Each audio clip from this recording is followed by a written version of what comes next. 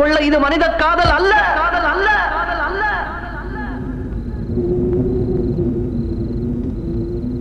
அதையும் தாண்டி புனிதமானது, புனிதமானது, புனிதமானது.